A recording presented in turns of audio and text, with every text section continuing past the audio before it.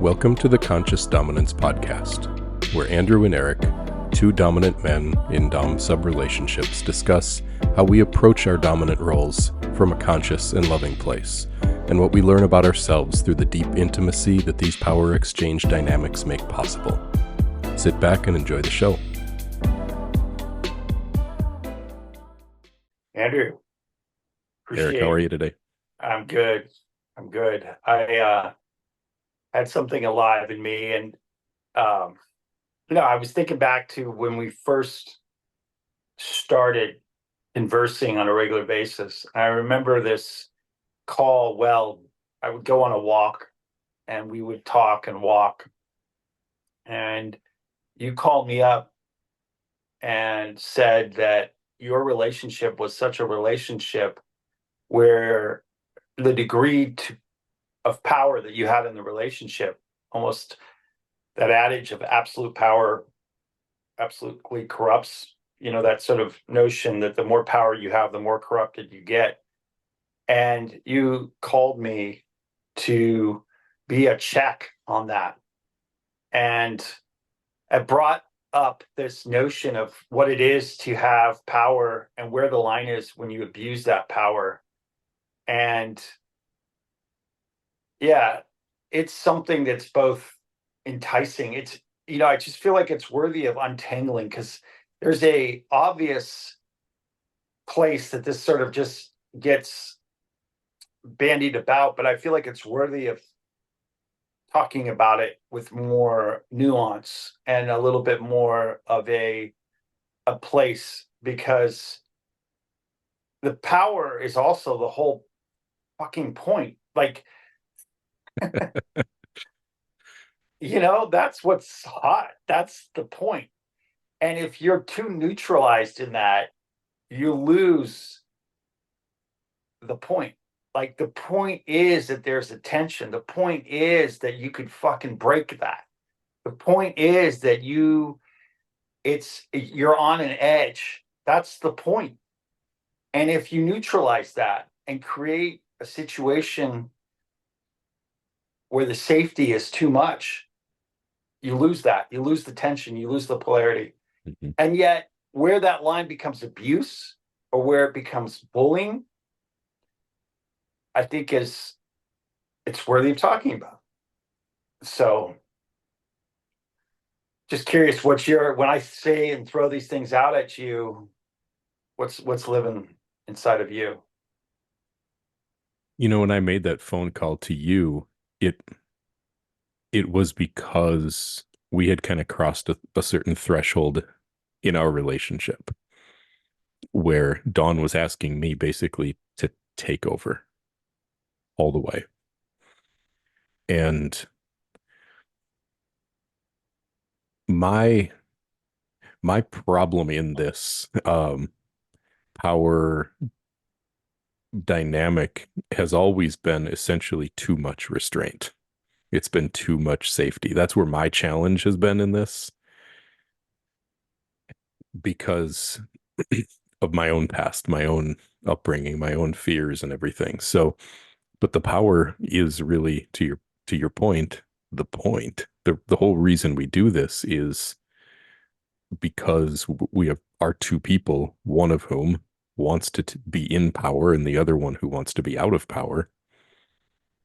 And I think where this gets lost a lot of times in these relationships and in the conversations is the conversation becomes about, what do we do with the power?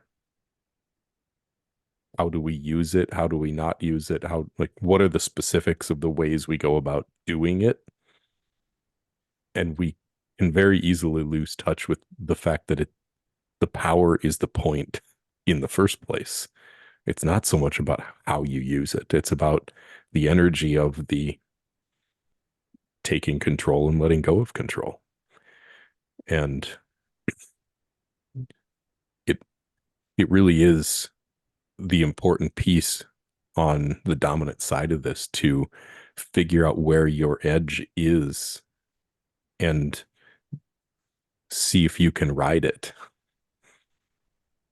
And For some, that means knowing where the edge is and hold, like coming into restraint enough not to go past the line. And for others, it's like me, it's needing to push farther up into that edge because of a tendency to hold back. Mhm. So the bullying thing, like it would be really hard for me to get myself to a point where I could be called a bully. Mhm. Yeah, that's it's not so. I have been called a bully. I have crossed the line. I have been bullied, and I have been someone who has had subs that have said that, it's crossed the line and it's been too much. And the thing about that line is you don't always know it's there until you've crossed it, like well, the edge is, it's not, especially when you're dealing with this type of thing. And as I've gotten more and more conscious, the thing that I really feel into is the work really is in not being in a triggered state. Like we've talked about this before, but it's really truly being where you're not losing your shit as you're doing it. You're not triggered and then out of control and acting from this place that is not, is a reaction. You're not, and that's where I feel like that's the true line. That's actually the thing that I'm more aware of and concerned about. If I cross the line when I'm in a place of, um, I'm in control, oh, boom, the line, come back. And so the thing is when you're out of control and then it becomes where you're covert, you're not always, you may be passive aggressive, you may fall into these traps of controlling and manipulating and doing things, or being overt and kind of losing your shit in that place. And this is where the conscious check-in with each other, with ourselves, becomes paramount. Because if you do not have some sort of something to check yourself, there has to be that. This is where, and that's, and and the interesting thing of the nature of this type of relationship is you're literally here to push that person past their comfort zone. So there is a part of it that literally is a pushing. And that's why I almost feel like in some regard, it's both more difficult to do it with a long-term partner for reasons that we can talk about, and easier to do it with a long-term partner. If you just have someone that you're just meeting and doing it, what's easier is you don't care as much about them. So you can kind of get to the state that's Mhm. just your heart, and you're not as, there's less complications in the situation. Whereas when you're with someone, it's more complicated because all of you is there and you cannot perform your dom. You cannot be an act. You cannot be out of alignment. You have to be attuned with yourself. You have to be attuned with them. And it calls that forth. And that frequency is challenging because it literally is calling you to be more and more attuned with yourself and attuned with your pain. And especially as you know, both of us have done trauma work and brought stuff up. When that starts weaving into the lane with it, it's, you feel things like things that are up that might elicit, and then you might shrink down, and how to maintain your solidity in that. It's almost counterintuitive. You don't ram right forward necessarily. Sometimes it requires you to pause, to check in, to breathe, to slow down, to take yourself apart from everything, Have some to assess patience. the situation. What? Have some patience. Patience, lots of patience. And it may not look dommy. It may not look whatever for a while, but it's you with you. And I think what you realize is this abuse and the bullying is really about you getting rid of it within yourself. When you can really stop bullying yourself, stop abusing yourself, then the frequency and the way that you act towards that other person becomes something. It can't be from that other place. It won't be from that. It just can't be when you're in a you'll be your checks are built in. And I feel I've seen that and witnessed that and felt that. And I think part of the journey, though, is that there is this period of time, and even with it, where you can't, it's not just pure expansion, it's not just pure growth, it's not just spring and summer all the time.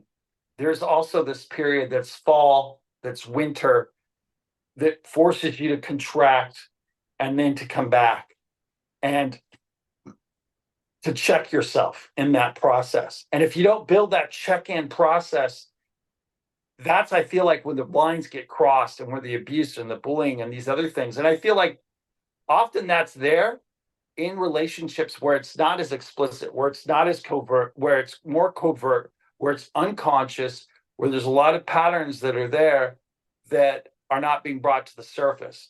And so I feel like it's almost the opposite. It's almost like, if, and we've talked about this before, but that if you bring these things up forward, and then we can talk about it. It's literally giving a voice to your partner, your submissive. There's a check built into the whole situation. Yeah, in my coaching practice, one of the biggest reasons why people come to me and hire me in coaching is because there's this thing that happens when you're having all the fun as a kinky dom sub couple, um, and things are going along great, or maybe you have a past or experience with just bedroom kind of DS dynamic, but then people fall in love.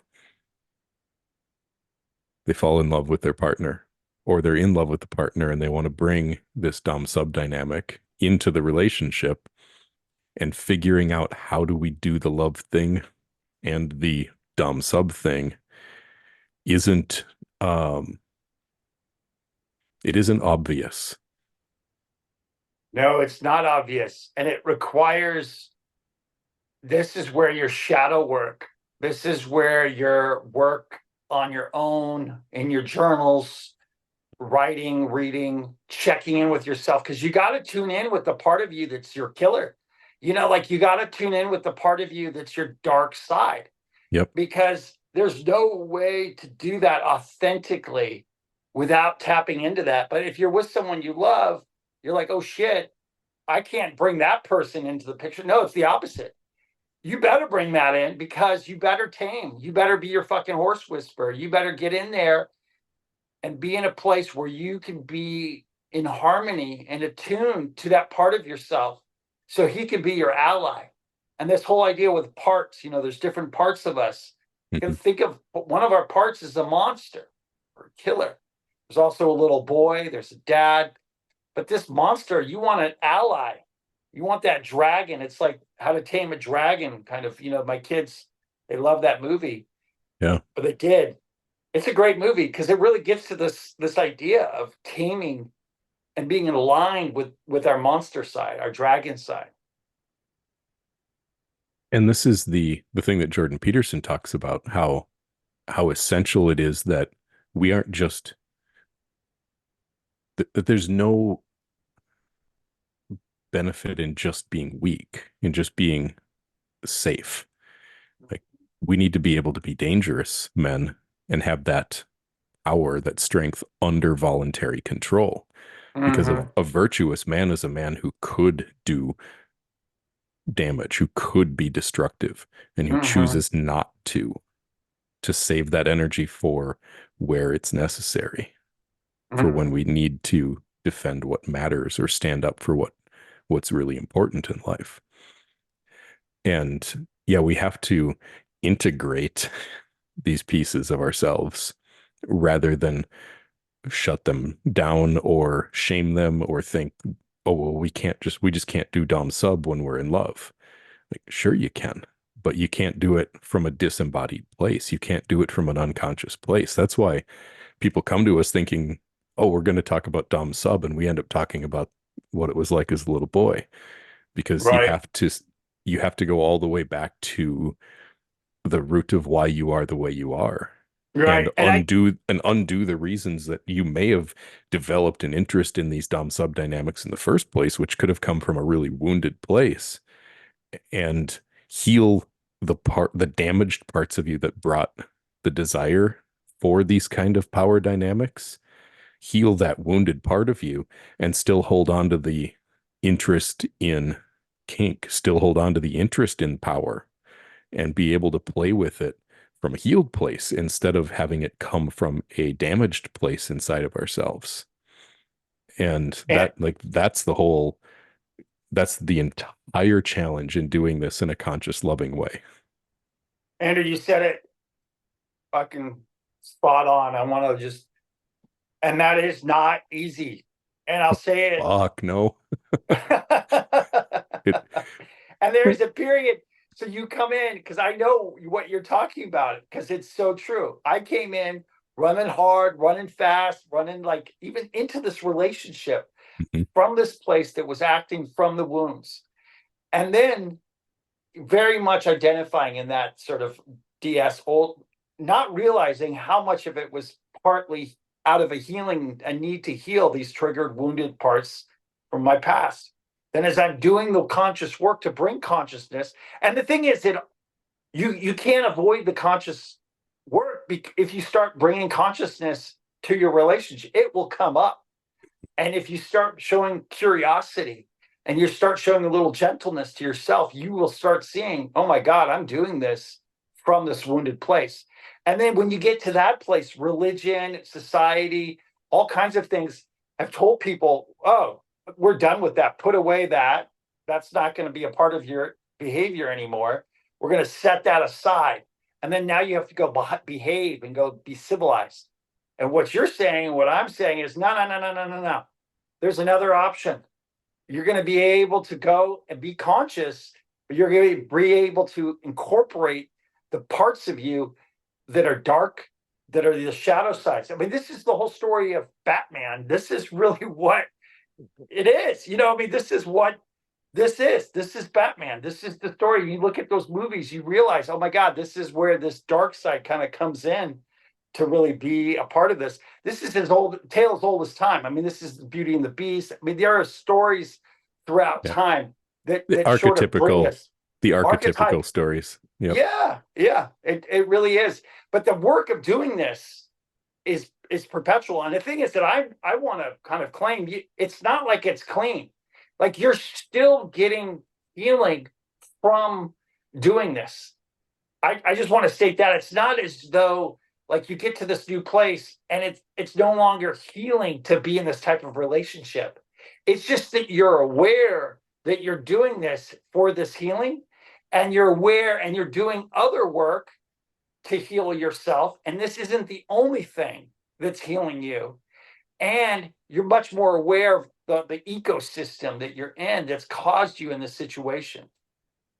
So I want to hit on a point and see if this has ever been a thing for you, because this really, as I worked through my own healing work, um, it was something that came up for me, and I'm curious to hear your experience. But I went through and did a whole bunch of therapy work and trauma healing work coming, well, over 4 years ago now.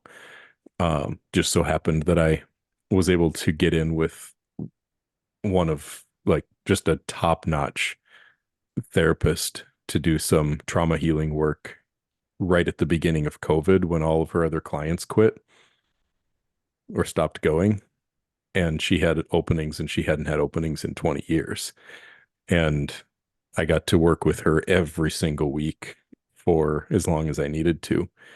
And as I was working through a bunch of some really heavy duty shit, I told her one week, I'm like, there's this concern I have around all of this work that isn't going to stop me from doing it, but it's still a real concern. And that's, I kind of like certain parts of myself that I know were created as a result of this trauma. There's Mhm. some parts of me, of my sexuality, Mhm. that I like, that are fun for me, that I don't particularly want to let go of. I want to let go of all of the toxic shit that got me here. But does that mean that I'm going to also lose the parts of myself that became who I am? Um, or that I became as I matured with all of this toxic traumatic shit in my system? Am I going to lose the parts I like? And she made a really interesting point to me that you always get to keep the parts of you that you want. And I think a lot of guys that maybe have interest in these power exchange dynamics, that want to be dominant, that want to be in control, that have, and that maybe even came from parts of themselves that went through some shit, or some of these shadow expressions that we're talking about here. There's a fear around doing the work to heal yourself because of being afraid that we're going to turn soft. We're going to lose our edge. We're going to lose the things about ourselves and our sexuality and our interest around these power exchange dynamics, that we're going to lose it. And for me, absolutely, that wasn't the case. It just made it way more possible for me to engage in them in a healthy way. Yeah, I love what you're saying. I feel like you're articulating something and bringing something up that's really important, and I think that's really alive in men. That if we do healing work, we're somehow going to get weaker. We're going to have to set aside the very thing that you said that got us there. That maybe we found success, and that's that was something that was forged from our pain. And are we going to have to set aside that? And I agree with you. I think what I have found is that if you go down the path of your healing is someone external to you. It's a religion. It's some type of modality. Yes, I think you become somebody, you'll have to give it up, depending on what that modality is. But if you You mean if you're like, recognize it, are you talking like if you're performing your way through your healing and or you're maybe it's legitimate, but you think that you're getting this healing because you're part of some religion or some spirituality or some so you're kind of belief adopting system. external beliefs, you're adopting Yes, new and it external could be beliefs. healing, but part of that structure is asking you to get rid of these things. This It's is what a lot of inauthentic. yeah, to be, and what I'm saying is this is where you truly have to liberate yourself from any belief system that's external to you. You have to become the one who's the power. You have to take full responsibility for your channeling, for your issues, for your past, for your present, for your future. Now, that's the way to fully, because then you get, it's up to you. It's up to you how, we're just saying do it from a conscious place.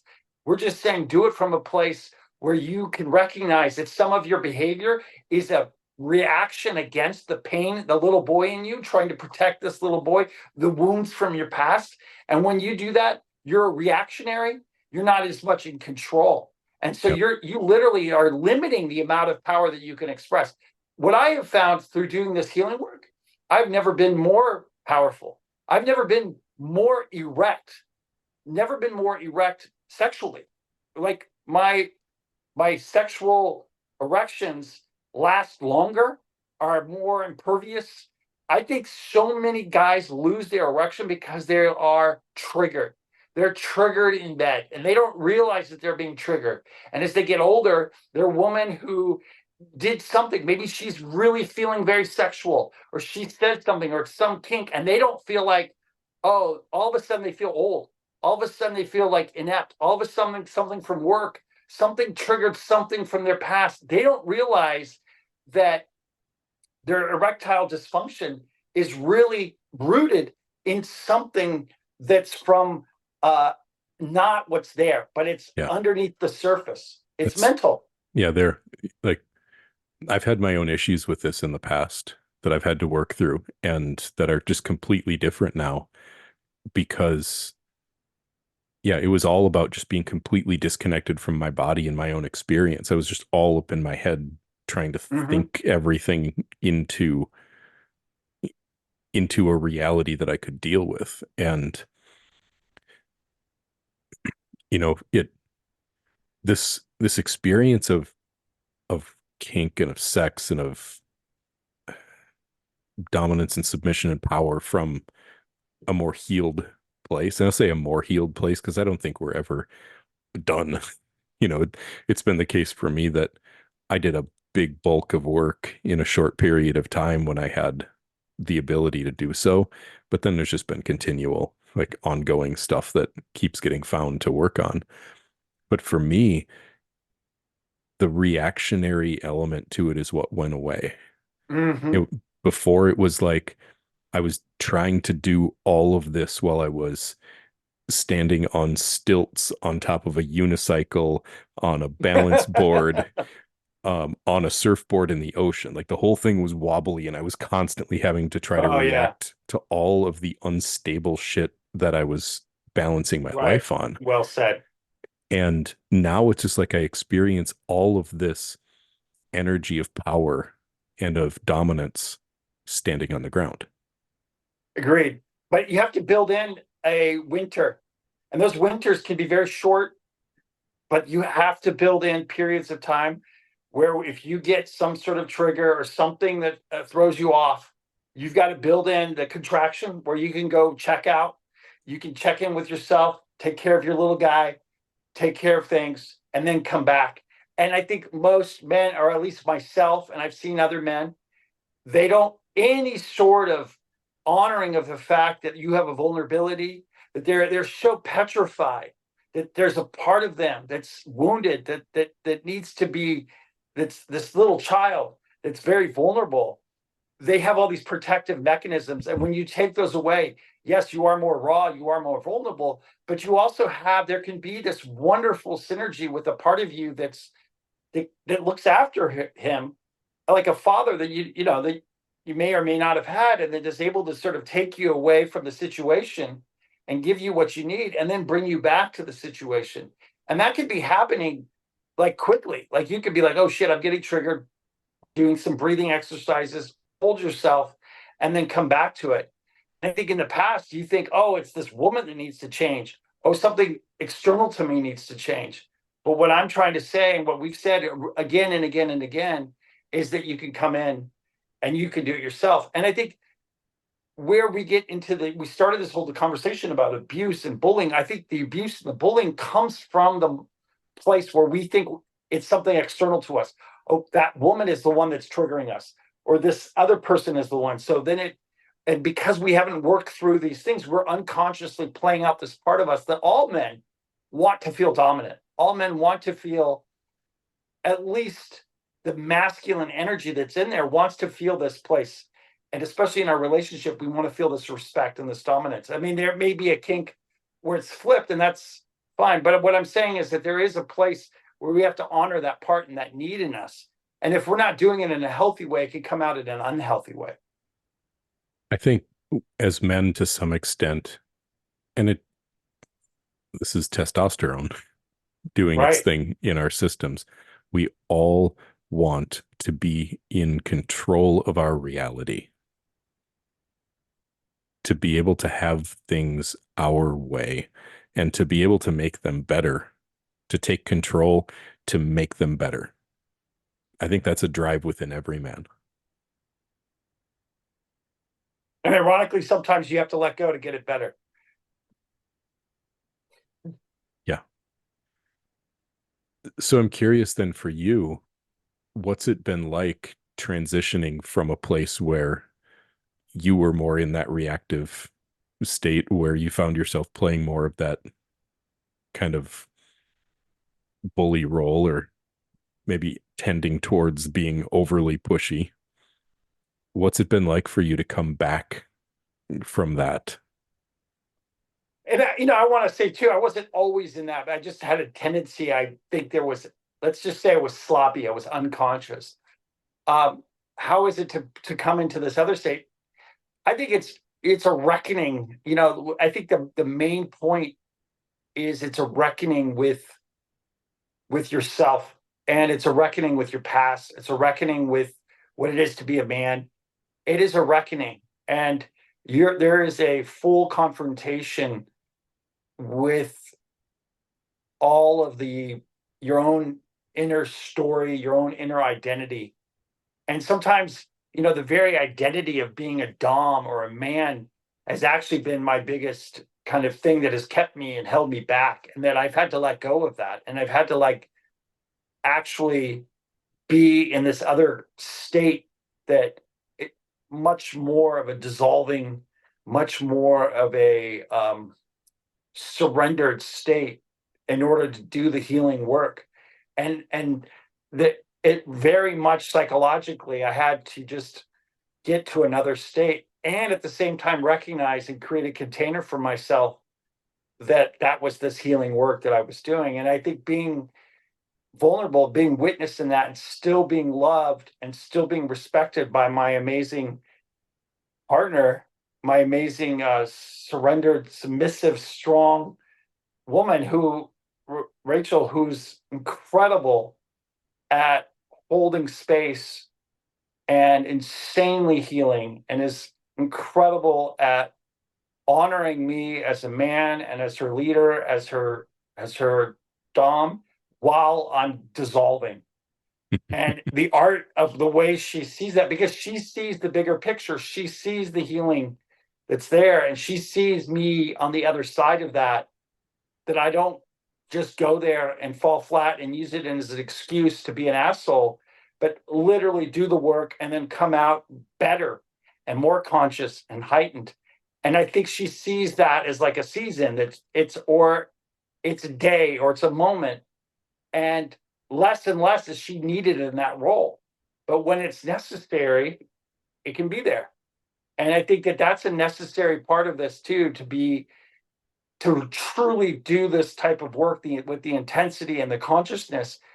There is and she isn't my go-to in that, not anymore, but there is a acknowledgement that that's a built-in process where she's not destroyed, like, oh no, what's happening to my man? It's like, oh, he's going in his cave, he's going to come out, he's going to be fine, he knows how to deal with this, we're good.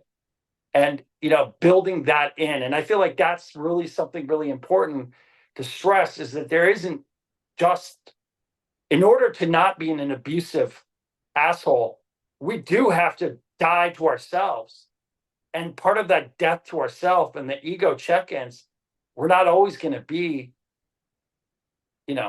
expressing this sort of uber yang energy.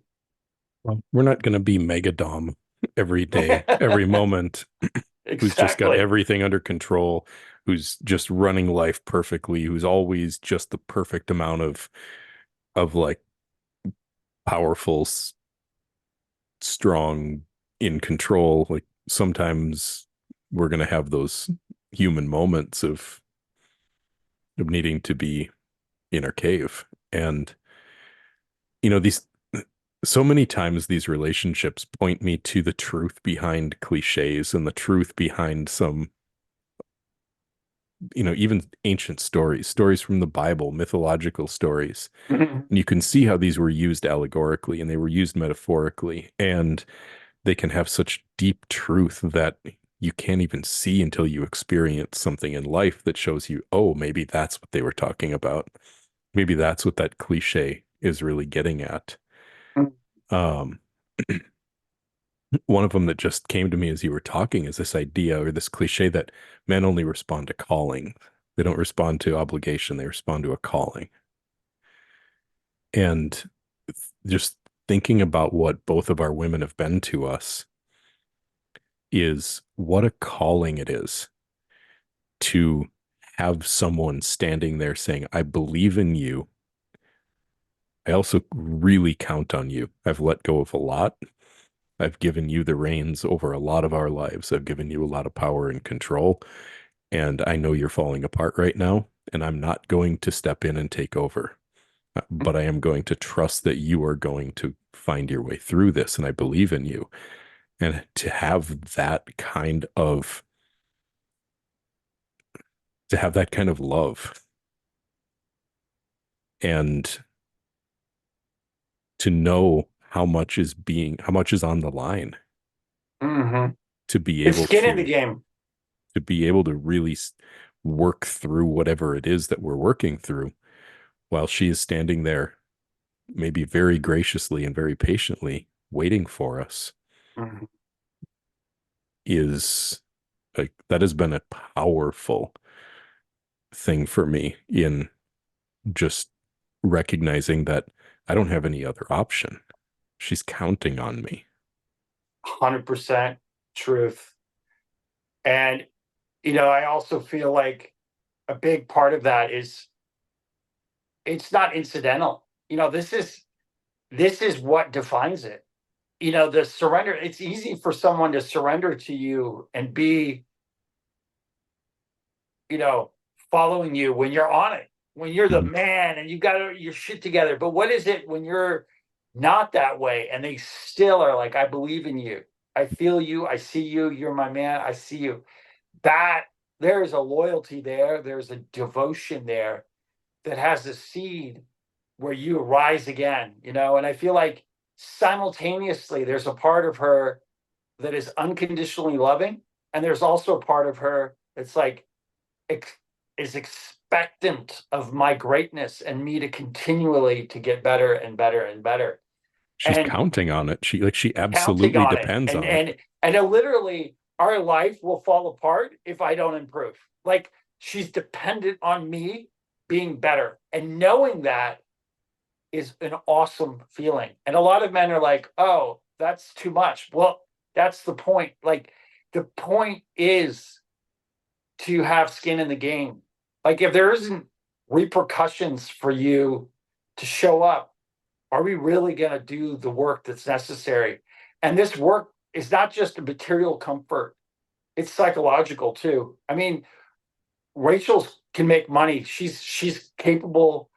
She's got her own business, got her own thing. What she's needing is psychological container. She needs someone who can hold her and hold himself and lead, and also be aware of the money and lead in those areas and lead in all the areas. But it's got to be an inner work. It's not just an outer work. You've got to be really able to navigate your interior, your emotions, what's going on inside.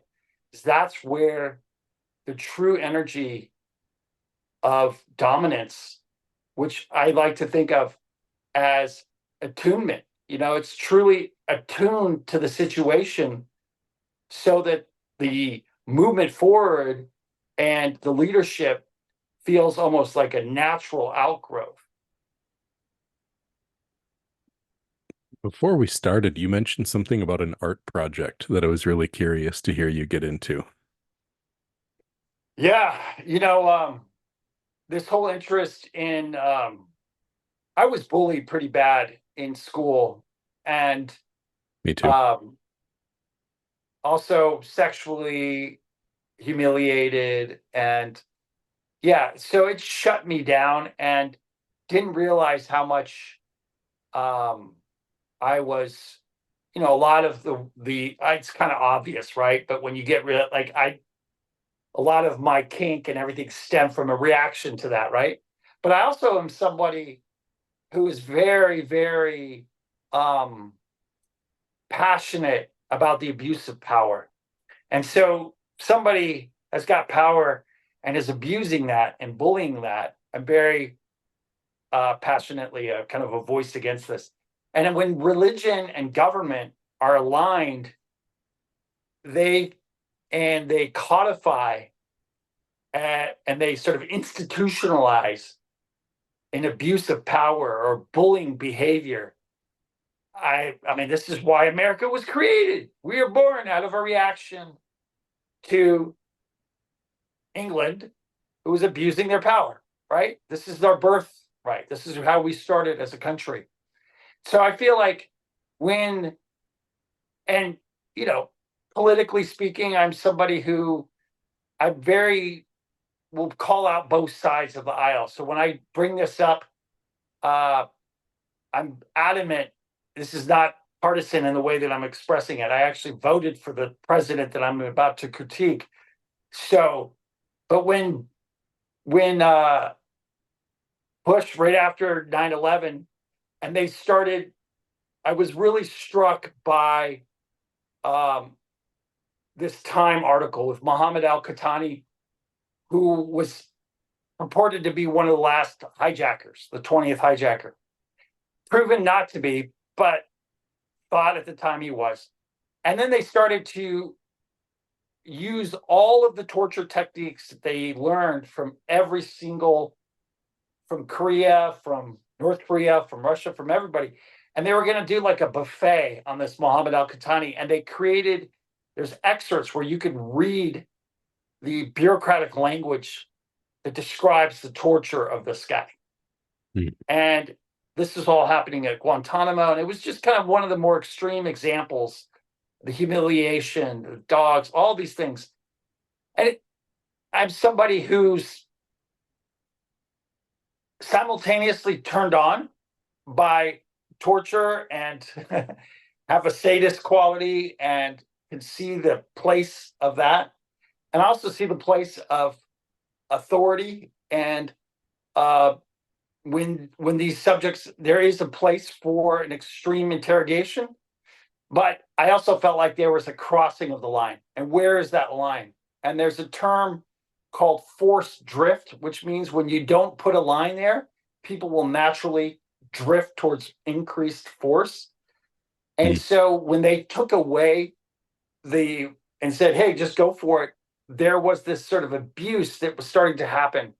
And I was intrigued by this, simultaneously sort of like feeling like wanting to call it out, but also simultaneously like interested in my own arousal by it and intrigued by it and kind of going down this rabbit hole.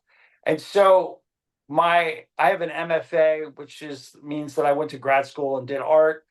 And my focus thesis was about a project called I Am Muhammad al-Qahtani.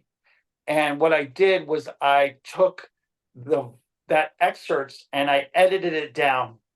And I had girls that had a sweet voice read the excerpts.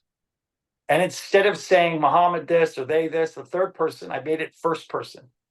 So these girls, it sounds like when you're listening to it, that they were the ones experiencing this torture. And then I created a booth, like a listening booth that's almost like black. And on the outside of it, there was a video camera. A screen. And you were watching the person inside. The person would go inside and there was a surveillance camera on them. And they were listening to these women reading these torture logs. And so you go to the art gallery and you would be watching people on a screen listening to torture logs read by these women. And then you could go into the thing and listen to this as well.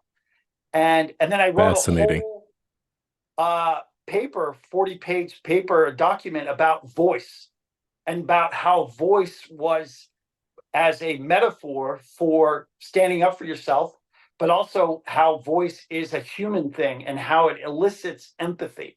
And so when I had these women reading it, because they were American and they were young, we were empathetic to what was happening. Whereas when it was a third person and it was this other person, we didn't care. We weren't thinking about it. So I was eliciting empathy, but also complicating it because I'm also kind of aroused by the fact that it's these young women getting tortured. And so I play both myself as a person calling this out, but also someone who's perpetuating it. And kind of like we're voyeurs watching it. I don't know. So it had a lot of different layers. I was trying to create an art piece that wasn't purely telling you how to think about this situation, but allowing you to have your own opinion about the situation. And I felt like it was effective and it was well received. So that's that. So when I say I have a complicated relationship with this, I have a complicated relationship with this. What were some of the more surprising reactions that you would see people have when they were listening? I don't know, surprising, but I guess I wasn't prepared for how intently people were listening. People would go in and really listen, and some people would tear up, and some people would quickly kind of listen and then put it down, and um, but people took it, you know, and Anyone enjoy it a little bit more than you intended for yeah, them to I enjoy it? wasn't. The thing that's interesting is I didn't. I made a point of not recording it, so Okay. I didn't watch. All that I was watching was when I was there, so I didn't Yeah. record um, the whole thing of what they were experiencing. So it was just a feed that was live through that. You know what I mean? So was that an earlier stage of you starting to recognize your own complicated relationship with like these power Yeah, I was dynamics? complicit in it. I was at the same time, I was just out of a divorce and I was in relationships that were very sort of BDSM quite kind of relationship. So I'm like in my personal life doing this and then kind of exploring this artistically. And so I was trying to, at first, I wanted to do an art piece that was about my relationships, but it was too personal and it wasn't clear how to kind of talk about it. So literally it came out of this. I took my studio and I got rid of all my art and I turned it into a jail. I literally created a jail and I lived in it for a while. And because I wanted to get rid of thinking about art as making something and getting rid of art as painting or drawing, but that art was really something that would be discursive. I was hoping to create moments that would get people thinking and thinking in ways that they don't normally think. And so that was where that stemmed from. And so the first piece that I did was of a video of this jail. And it was just, there was nothing in it. It was a video and you would listen. And I used to work in a girls' jail and I would do murals with them. I was a volunteer artist in the girls' jail, Hmm. a teenage girls' jail. And we did these murals, Egyptian murals. And over a year and a half, I was there doing murals with these girls. And these girls had this thing, this RSAD, like substance abuse program that they memorized. And it was about not doing drugs. And it had this way that was just kind of eerie. And I asked them, I said, hey, I recorded them saying their mantra because I just thought it was weird. And so then I took that recording. And then when you looked at the jail that was fake, you were listening to real girls in a real jail talking about their drug thing.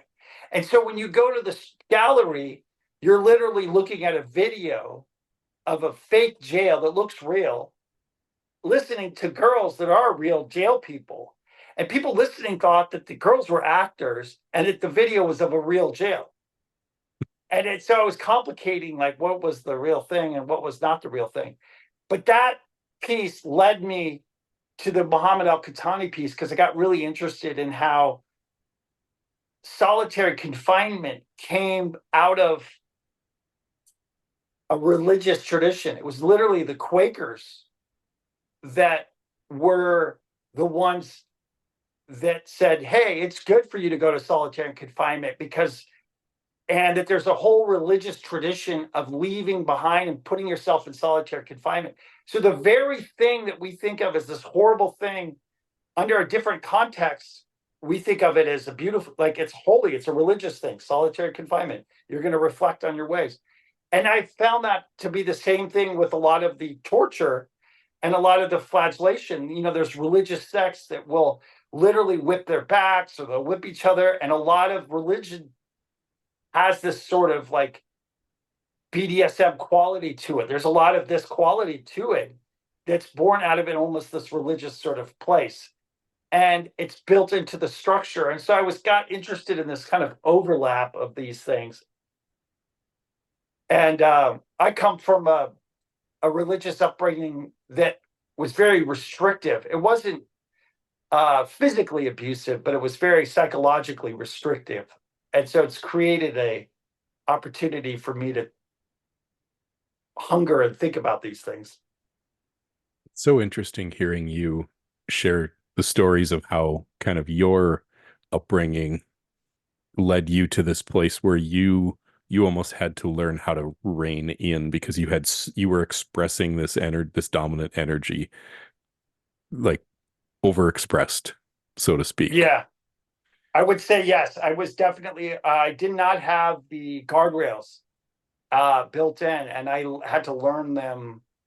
And also my own story was definitely me being separate. Like I felt like I was a good boy and there's bad boy, and they were separate. We've talked about this before, but that was a big part of my life story. Was there was two separate Erics, and my relationships would be the long-term ones were this good boy, but they didn't last, or they were challenging because I wasn't integrating this bad boy into the situation. And it wasn't until Rachel really where the two came together where I could be all of myself in that relationship. And prior to that, I was judging these things. And that's why these things that it's so easy for us to say, oh, this is bad or this is good, and get rid of the bad good and just bring consciousness to it, bring curiosity to it. Yeah. Yeah, just hearing like that be your experience and then seeing how mine was so opposite that, and how like, even though I had the same kind of desire that came out of the shit that I went through in my past, mine all came out as repression, suppression, shut it down. It wasn't there's a good boy and a bad boy. There is only this version of me that has everything put together and has everything figured out. And I would get into these. I've only been in two long-term relationships in my life, and both of them have been marriages. And up until I brought this dominant submissive thing to dawn as an interest, I had just basically shoved everything that I wanted down. And when it tried to bubble up, I just stomped it down harder. And I didn't let any of it come out. So I was just way underexpressed in all of my own desires. And, where your challenge has maybe been a little bit more about learning to rein it in and integrate these things to rein yourself back in. Mine has been like unearthing. It's been excavating these parts of myself that I stuffed, and then trying to allow myself to bring them out because they've been so underexpressed. They've been so repressed and suppressed and shut down, and trying to bring them into the relationship when they're being asked for, like they're being she Dawn wants these parts of me. Yeah, I think you're saying that really beautiful, and I've always respected you for being so um, coming out of the closet, so to speak.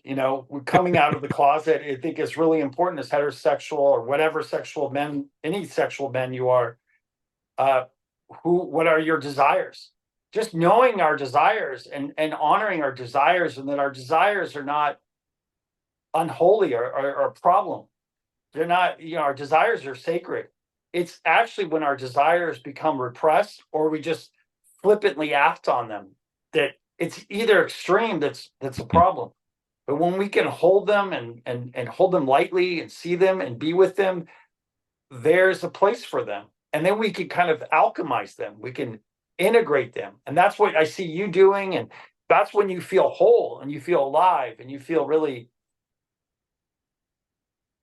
Yeah. good. And it's coming back to something you said towards the beginning. It was like you were talking about being in control of yourself, and the way that for me, I've always had so much self-control when it came to like keeping my own anything that I want under control. It's like, yeah, I can wait. I can be patient. I can like figure out how to make everything else okay, and then maybe I'll be able to have, that's been my approach for so long. And for me, it's been less about being in control and it's been more about being in presence.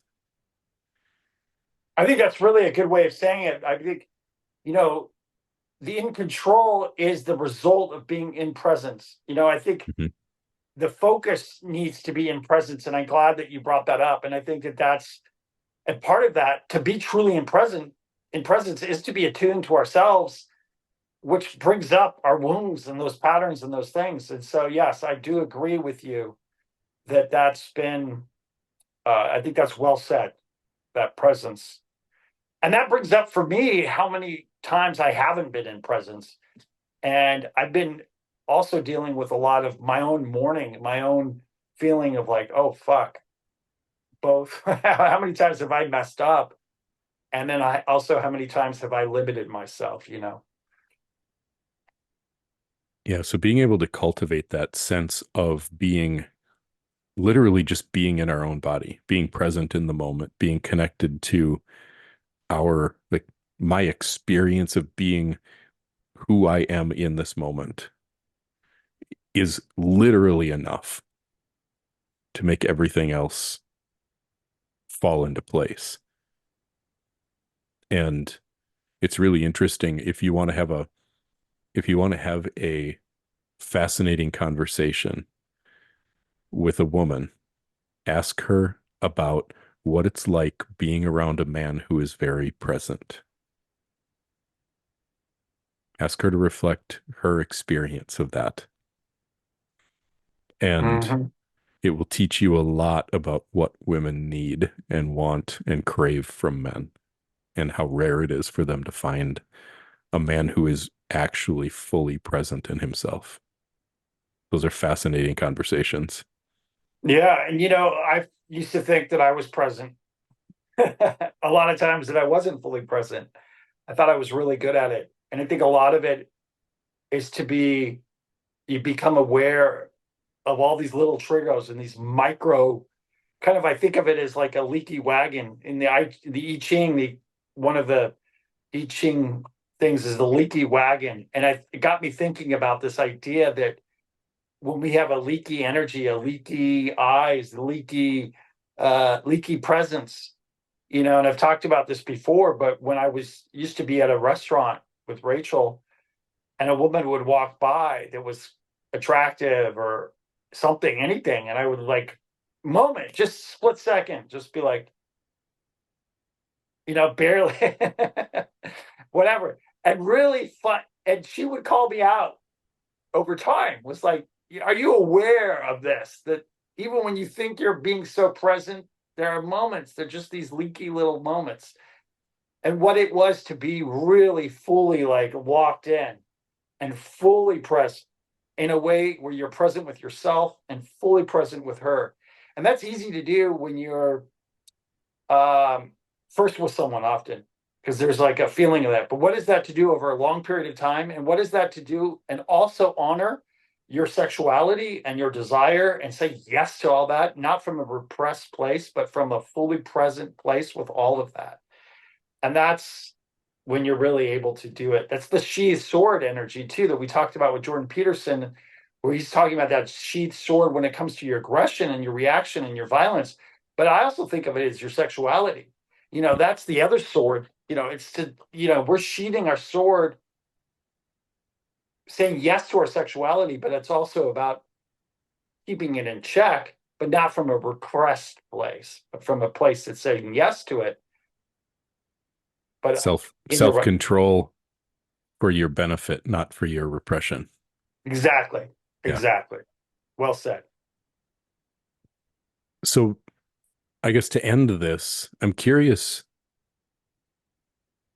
to hear what you would have to say as kind of a closing thought for a guy who maybe finds himself tending towards the more bully side of dominance, who's maybe sees some in himself of this overexpressed aggression. What would you say to him as a spot to to start bringing himself back into presence? First of all, you've got to see that it's there and honor it. Like, you're not going to get like, you think there's a part of you that may, from this bullying, you may be turned on by it. You may enjoy it. It may be healing to you. It may be something that serves you in some way. So there's that part. There's also this part of you that's wounded, probably, where you're hurt and you've got to figure out where that hurt is. So there's a twofold. You got to be compassionate to two parts of you. One, the part that's doing something, the bullying part that may enjoy that. Two, the part of you that's the little guy in there that's wounded, that bully is protecting or hurt from. And so there's this work involved. So the way to unravel it is there's a certain inner, like an inner unraveling that needs to take place. But part of that is you don't have to all of a sudden, because there may be a part of you that gets off on that sort of dynamic. And if you completely repress that, it's going to come out again. So I would say be curious and be gentle with yourself as you navigate this, and pay attention to when it's arising, what precipitated that, what are the scenarios, like do a diagnostic on yourself in those scenarios. If you're doing it from a conscious place and that's who you are, there's a part of you that probably is sadistic and enjoys this. And if it's doing it from an unconscious place, maybe it's just you're not sadistic, you're not actually enjoying it. You better know how and when and where this comes up, and then become the driver of it. And I would say there is a time and a place in a certain part of our lives, in the right situations, in the right context, for behavior that we may have judged harshly when it's unconscious. So I think it's a lot of life is contextual. And so we're not able to really navigate that unless we do the work, which is curious, which is conscious, and which has a certain air of being kind with yourself so that you can unlock all the doors that are trapped if we come in at ourselves really harshly. Very well said. Thank you. Yeah. Appreciate this conversation as always, my friend. Thank you.